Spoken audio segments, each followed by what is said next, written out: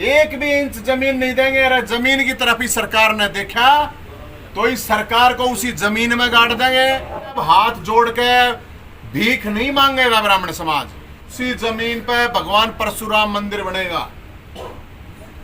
जिस सरकार से जिस सिस्टम से रोका जाए वो रोक के देख लेना। नौकरियां मिल नहीं रही हैं, लोगों की शादियां हो नहीं रही हैं। मुख्यमंत्री खुदरांडा, गृह मंत्री खुदरांडा, तो या तो ये सबको रांडा रखना चाह रहे हैं। 2-3 इशू हैं, मुद्दे हैं आप लोगों के लिए। सबसे पहले कुछ दिन पहले की आपको पता होगा घटना हुई थी कि रोहतक के अंदर ब्राह्मणों का गांव है परावर, उसने 16 एकड़ जमीन गौड़ ब्राह्मण संस्था को दी थी स्कूल कॉलेज हॉस्पिटल बनाने के लिए। लेकिन पहले सरकार दबाए रखी, अभी दबा रखी, सरकार ने कर लिया उसके ऊपर कब्जा। और वो सरकार ने कब्जा करके अपना बोर्ड लगा दिया। कुछ दिन पहले उसके बोर्ड को हमने बुलडोजर से उखाड़ दिया था। अब सवाल ये है कि मुख्यमंत्री जी 4 तारीख को खट्टर साहब मीडिया के माध्यम से सुन भी लें, मुख्यमंत्री जी 4 तारीख को रोहतक में जा रहे हैं। 4 तारीख को या तो जमीन ब्राह्मणों की जमीन ब्राह्मणों को हैंडओवर करके आ जाना, दे आना, वरना उसके बाद ब्राह्मण समाज उस जमीन पे अपना कब्जा लेगा। 22 तारीख को उसी जमीन पे भगवान परशुराम जयंती मनाई जाएगी। 36 बिरादरी के लोग परशुराम जयंती मनाएंगे और एक फरसा और एक ईंट साथ लेके आएंगे। वहां पे एक भी इंच जमीन पे एक भी इंच जमीन नहीं देंगे। अरे जमीन की तरफ ही सरकार ने देखा तो इस सरकार को उसी जमीन में गाड़ देंगे, लेकिन जमीन 1 इंच नहीं देंगे। हम मुख्यमंत्री जी को ये 4 तारीख के लिए बता रहे हैं। साथियों, ये जमीन का मामला 13 साल पुराना है। 13 साल से ब्राह्मण समाज धक्के खाता। पिछली सरकार थी उसके सामने भी बोलता रहा, हाथ जोड़ता रहा, इस सरकार के सामने भी हाथ जोड़ता रहा। तो इस सरकार को हम बता दें, अब हाथ जोड़ के भीख नहीं मांगेगा ब्राह्मण समाज। सरकार ने अगर जमीन नहीं दी तो सरकार के हाथ तोड़ के जमीन लेगा, हलक में हाथ दे के सरकार से ये जमीन वापस लेगा। और उसी जमीन पे अयोध्या में राम मंदिर बना है, उसी जमीन पे भगवान परशुराम मंदिर बनेगा। जिस सरकार से जिस सिस्टम से रोका जाए वो रोक के देख लेना। ब्राह्मण समाज को ये सरकार कमजोर समझ रही है तो ये समाज बता देगा। ये भगवान परशुराम को समझ ले, चाणक्य को समझ ले, मंगल पांडे को समझ ले, चंद्रशेखर आजाद को समझ ले, राम प्रसाद बिस्मिल को समझ ले, श्री राम शर्मा को समझ ले, सोमनाथ शर्मा को समझ ले। सुन ले सरकार, 1 इंच जमीन नहीं देंगे, 1 इंच भी। और ये मुख्यमंत्री जी 4 तारीख तक का टाइम है, उसके बाद टाइम नहीं होगा। ध्यान रखना इस चीज का। तो एक तो मैटर हो गया ये। दूसरा मैटर है ये कि 25 लाख बेरोजगार हैं। इतने दिन से मैं सरकार को कह रहा हूं, अग भाई 20 तो इन्होंने भर्तियां कैंसिल कर दी सीईटी के नाम से कि कॉमन एंट्रेंस होगा। 2 साल हो गए हैं को ये सीईटी करवाते करवाते कोरोना के नाम पे कोई सीईटी नहीं हो रहा है, कोई डेट डिक्लेयर नहीं कर रहे हैं। जब इनको चुनाव करवाना होता है तो उस टाइम पे तो सीईटी की भाई नहीं हो पाएगा। अब जब इनको चुनाव करवाना होता है तो फिर कोरोना चला जाता है, इनकी मीटिंग होती है कोरोना चला जाता है।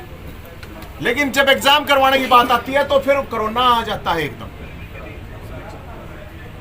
अभी 50,000 10,000 लड़कियां, 40,000 लड़के हरियाणा पुलिस का जो टेस्ट भी कर चुके हैं, एंट्रेंस भी कर चुके हैं, फिजिकल सब कुछ हो चुका है, रिजल्ट नहीं दे रहे। पहली बात तो टेस्ट नहीं लेते, टेस्ट लेते हैं आउट होता है, टेस्ट हो भी गया पूरा फिर उसका पूरा प्रोसेस नहीं करते। अगर पूरा प्रोसेस हो गया तो ज्वाइनिंग नहीं करवाते, और ज्वाइनिंग हो जाती है तो उसमें गड़बड़ भर्तियों में फिर वो कैंसिल हो जाती है। अभी कल रखो की होगी। तो हमें ये समझ में नहीं आया, सरकार है सर्कस है, क्या चल रहा है ये। तो इसके लिए जो ये हरियाणा पुलिस के उम्मीदवार, मैं आपको बताऊं, पुलिस में 25,000 वैकेंसी खाली है, 5 लाख वैकेंसी पूरे डिपार्टमेंट में खाली है, अलग अलग डिपार्टमेंट में हरियाणा सरकार के 25,000 वैकेंसी खाली है। 7,500 वैकेंसी की बात है। 7,500 वैकेंसी भाई साहब, वे बच्चे धक्के खा रहे हैं, नौकरियां मिल नहीं रही हैं, लोगों की शादियां हो नहीं रही हैं। मुख्यमंत्री खुदरांडा, गृह मंत्री खुदरांडा, तो या तो ये सबको रांडा रखना चाह रहे हैं। इनका अध्यक्ष कहता था कि शादियां करवाऊंगा, बीजेपी की सरकार बनवा दो, बिहार से लेके आऊंगा। अरे हरियाणा में हो जाएंगे ब्याह, तुम रोजगार तो दे दो, लेकिन रोजगार नहीं देंगे। तो इसको लेके 7 तारीख को, 7 मई रोहतक मानसरोवर पार्क में इकट्ठे होंगे, और बीजेपी का मुख्य कार्यालय है वहां पे रोहतक में, राज्य कार्यालय, उसका घेराव करें। ये तो है 7 तारीख का। ये हो गया भाई साहब। अब तीसरा मुद्दा, हरियाणा का शिक्षा मंत्री, मैं इतने देर से कहता फिर रहा हूं, ये 10वीं फेल है, 10वीं फेल है, 10वीं फेल है, लेकिन जवाब नहीं दे रहा है शिक्षा मंत्री। अब उन्होंने कल जो जवाब दिया है वो दिए रहे वीडियो, आप लोगों ने देखा भी होगा, हालांकि नहीं देखा, नेता बनने के लिए डिग्री की हाँ नहीं वो। अब वो कह रहा है कि भाई मेरा 10वीं में कंपार्टमेंट आया था इंग्लिश में, तो मैंने पढ़ाई छोड़ दी। ये उन्होंने कहा है। ये 1 मिनट आप सुन लेना, थोड़ा 2 मिनट की बात। कितना हो गया माइक के पास, माइक के पास नीचे कर लो। नहीं आप तो आप तो फोन पर 1 मिनट सर, प्लीज 1 मिनट मैं कर लेता हूँ, जैसे आपको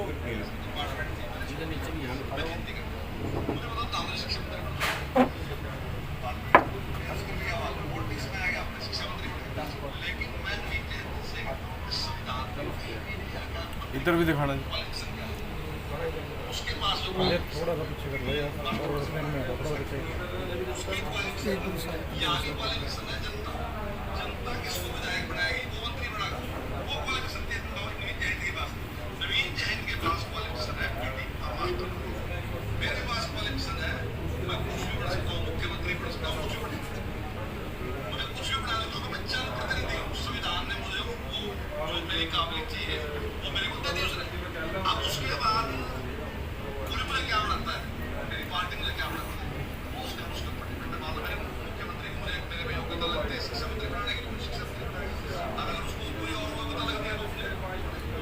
अब ये आपने सुनी क्या कह रहा है शिक्षा मंत्री कि मेरा 10वीं में कंपार्टमेंट आ गया था, और मैंने फिर खेती शुरू करी, फिर बिजनेस शुरू किया, और उसके बाद मैं राजनीति में आ गया, तो मेरे को योग्यता। पहली बात इसकी, पहली बात तो ये है, अगर शिक्षा मंत्री बन सकता है, मुख्यमंत्री बन सकता है एक अनपढ़ आदमी, तो ये फिर सरपंचों के लिए किस लिए 10वीं 12वीं कर रहे हैं? जब संविधान इनको दे रहा है मुख्यमंत्री बनने की ताकत, शिक्षा मंत्री बनने की ताकत है, तो किस लिए दे रहा है ये? फिर सरपंचों पे किस लिए एजुकेशन लाद रखी है? अरे तुम्हारे शिक्षा मंत्री, और फिर मेरे को कह रहा है नवीन जयंत की योग्यता है मास्टर बनने की। मैं ये मानता हूं मास्टर से बड़ा कोई पद नहीं होता। मास्टर बन सकता, पढ़ा लिखा आदमी मास्टर बन सकता है, अनपढ़ नहीं बन सकता। प्रधानमंत्री बन सकता है, मुख्यमंत्री बन सकता है। ये इस देश का दुर्भाग्य है कि आपको सरपंच बनने के लिए तो योग्यता चाहिए, मास्टर बनने के लिए तो योग्यता चाहिए। मास्टर तो सबसे सम्मानित चीज होती है। और फिर ये क्या कर रहा है, अगर नवीन जयंत को हमने लगा दिया मास्टर। पहली बात तो इसका मतलब गड़बड़ है, ये सेटिंग करके लगाते हैं या तो मैं तो अपनी योग्यता से लगाया हूँ। ये कौन लगाने वाला? मैं पीएचडी पास हूँ, पीएचडी की डिग्री कर रखी है, 3 एमए कर रखी है, 3 मास्टर डिग्री है। मैं ये कह रहा हूँ 50,000 वैकेंसी मास्टरों की खाली पड़ी है, उनको भर दे, मैं सारी डिग्री इसको दे दूंगा। डॉक्टर कंवरपाल कहने लग जाएंगे शिक्षा मंत्री को। और इसकी 10वीं की जो डिग्री है, नकली है, फर्जी है, जो भी है, कंपार्टमेंट बता रहा है। अब फिर इसमें मुख्यमंत्री खट्टर साहब भी सुन लो, मुख्यमंत्री बनने के सपने ले रहा है। वीडियो में देखो, कह रहा है मैं मुख्यमंत्री नहीं बन सकूं। ये खट्टर साहब तक पहुंचा देना। आप लोग करनाल के पत्रकार हो, करनाल से वो विधायक है, मुख्यमंत्री हैं, ये मुख्यमंत्री का भी सपना ले रहा है। फिर ये कह रहा है, फिर अब देखो सबसे बड़ी चीज बताऊंगा मैं आपको। ये डॉक्यूमेंट तो इसने खुद कहा है आके मेरा 10वीं में कंपार्टमेंट आ गया था। तो इसने अभी इसकी जो एफिडेविट है, ये एफिडेविट में ये निकल जाएगी, आप भी निकाल लेना, आराम से निकल जाएगी इसके वही से। इस एफिडेविट में ये दिखा रखा है बीए सेकंड पास। बीए सेकंड की हो भाई, या तो बीए पास हो।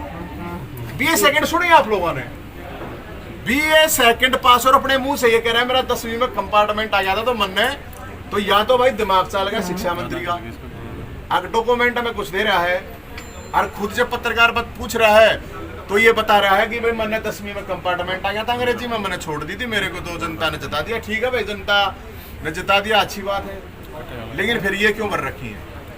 ये बीए सेकंड के ऊपर रखी है जब 10वीं कंपार्टमेंट में है।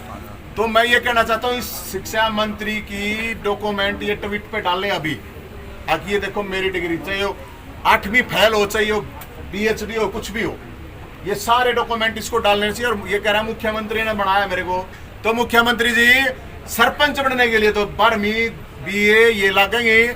शिक्षा मंत्री आप एक अनपढ़ आदमी को बना रहे हो, मुख्यमंत्री को कह रहे हो तो सीधा। तो ये भी बड़ा सवाल है। हम ये कह रहे हैं यहाँ इसके ऊपर 420 का केस होना चाहिए, इसको रिजाइन देना चाहिए। ये अगर एफिडेविट में गड़बड़ है तो भाई साहब फिर तो तुरंत मामला, हमने आरटीआई लगानी पड़ेगी, 1 महीना लगेगा। तो हम ये चाहते हैं शिक्षा मंत्री जी अपनी जो भी डिग्री है, डॉक्यूमेंट है, वो फोटो उतार के और ट्वीट कर, इसमें तो कोई मतलब वो नहीं है भाई साहब। मैंने तो नाम भी घोषित करा था, आज के जमाने में 1 लाख रुपए थोड़ा हो गया भाई साहब, इतनी महंगाई, बिजली पानी, बिजली आती नहीं, डीजल, सब्जी, सब कुछ महंगा हो रहा है। 1 लाख रुपए में 1 महीना तो चल रहा, मंत्री हो बड़ा आदमी, 1 महीना तो घर चाल के था, तो वो भी नहीं दे रहा। तो 1 लाख रुपया नाम के इस पे तो कितना ही दे दो, तो कतिये फर्जी पाया। इसकी 12वीं की 10वीं की सब कुछ फर्जी है भाई साहब, इसमें जो डॉक्यूमेंट है और जो इसने बयान दे रखा है उसके हिसाब से तो सारी चीज क्लियर हो जाएगी। एक बार अपने ट्वीट कर दें, शिक्षा मंत्री जी ट्वीट कर दे के बता दे डिग्री क्यों बेइज्जती करवाना लग रहा है बेकार में। रोज सारे हरियाणा ने कह रहे हो 10वीं फेल है, 12वीं फेल है, 8वीं फेल है। तो भाई साहब ये है मामला। एक ईमानदार आदमी है, अशोक खेमका के पीछे लग रहे हैं, एक ईमानदार आदमी इनसे जेला नहीं जा रहा। एक ईमानदार आदमी जिसके 56 तबादले हो चुके हैं, और एक अशोक खेमका को एफआईआर करवाने के लिए गृह मंत्री जाता है। तो गृह मंत्री एक आम आदमी के साथ कैसे चला जाए? कितने लोगों के साथ चला जाए गृह मंत्री? अरे जब एक आईएएस की एक ईमानदार ऑफिसर जिसका 56 बार तबादला हो रहा है, उसकी एफआईआर नहीं होती, और उसके लिए स्टंट के लिए या कैसे भी गृह मंत्री अनिल विज साहब जाते हैं।